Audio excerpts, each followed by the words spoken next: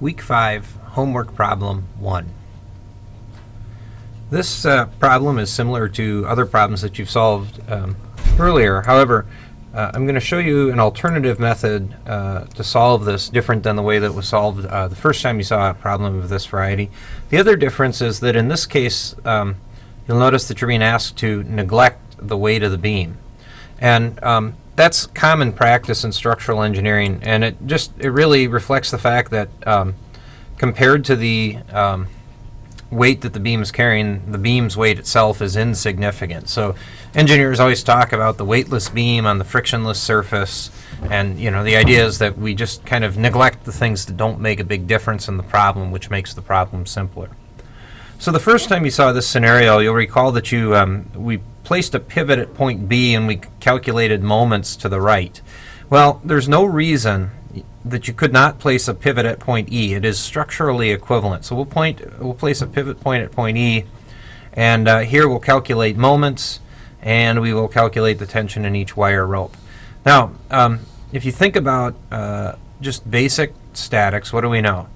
The sum of the forces in the x direction must add to 0, and there are no x forces in this problem. The only forces that we're aware of are the weight of the two painters. So there's a y force here, and let's see what they say. Each one weighs 180 pounds. So there's a y force here of negative 180. There's a y force here of negative 180. And that's it. No forces in the x direction.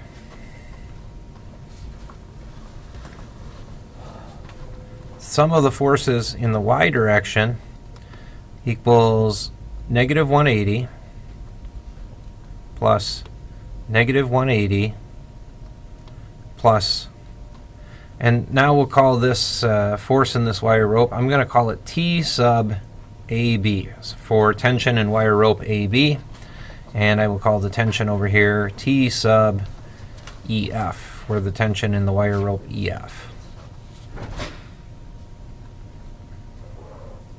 T sub AB plus T sub EF.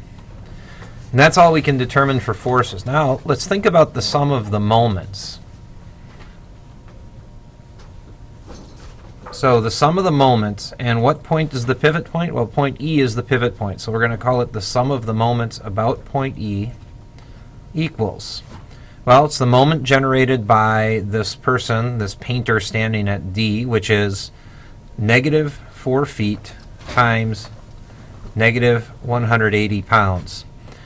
It's negative 4 feet because it's to the left of E, and we consider leftward moves in the Cartesian plane to be negative in magnitude, and it's negative 180 because the weight is pulling downward, which we also consider to be negative.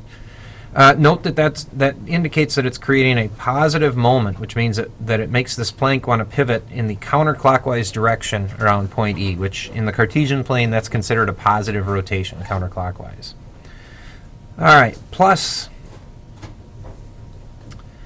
the moment generated by the person at C. Well, the person at C is 6 feet plus 4 feet from point E, so negative 10 feet times their weight. Person C's weight, negative 180. So you'll notice, again, it's a negative times a negative, which is going to create a positive moment.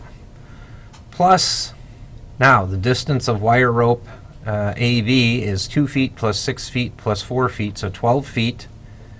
And that's a negative number, negative 12 feet, times the tension in the wire rope AB is going to be positive because it's going to tend to generate a positive moment. It's pulling up. So times T sub AB. Now again, the process here is just a matter of getting T sub AB by itself. So the first thing we need to do is we need to divide both sides by negative 12. So I'm going to rewrite this. I'm going to write T sub AB on the left side here.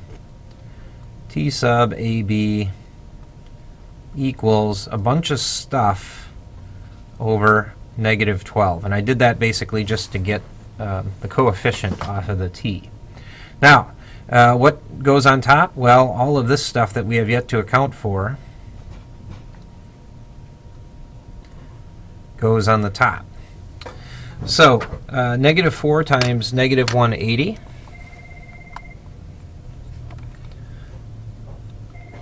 EMS, Steve? Oh, no problem. Hold on. Bye.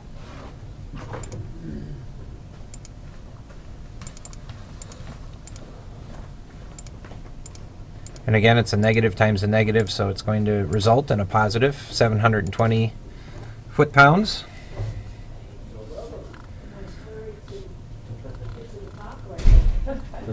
And we're mixing steps here, but these will actually end up being negative because it would be 720 foot-pounds on the left side of the equation, but now we've pushed it to the right, which means we needed to subtract it from both sides.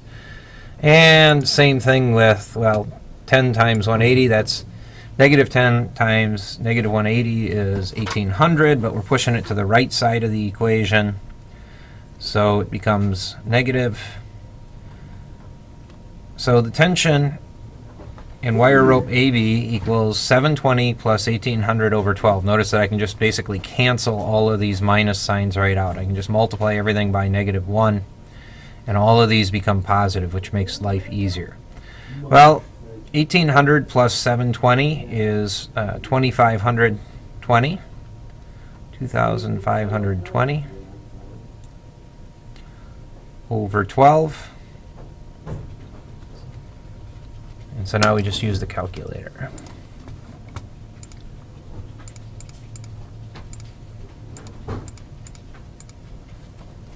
And that gives us a tension of 210 pounds.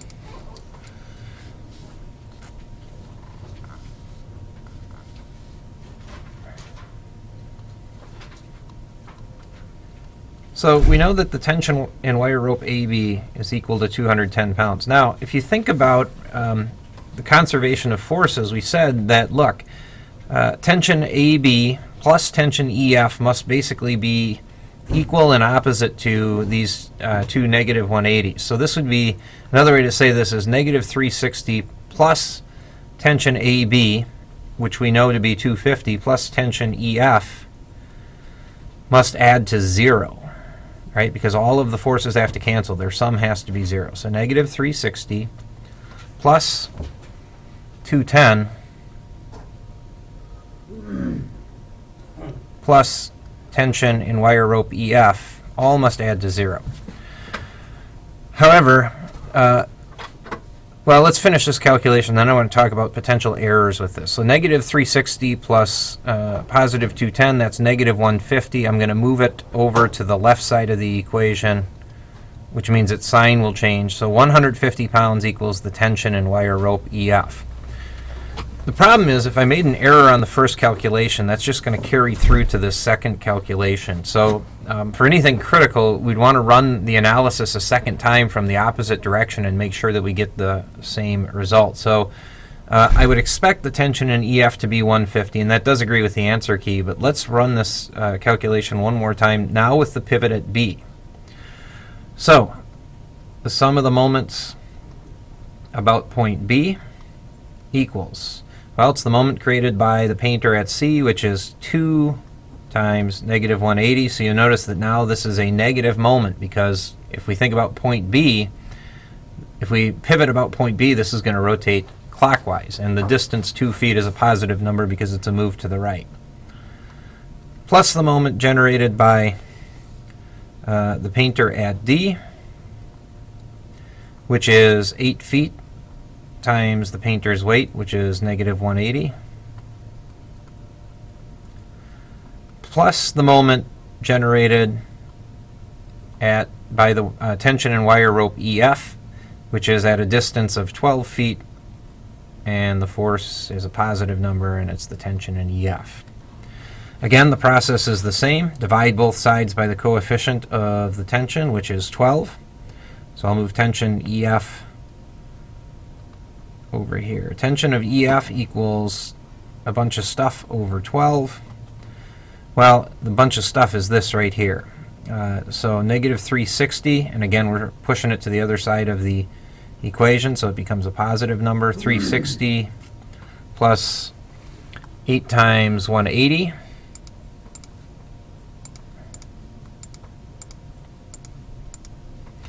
which is 1440.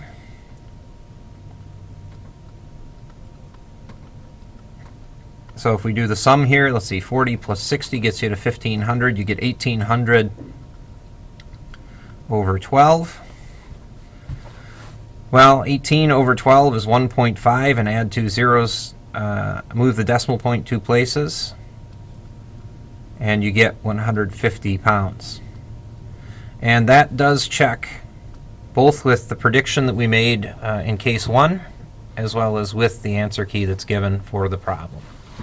So attention EF, 150 pounds.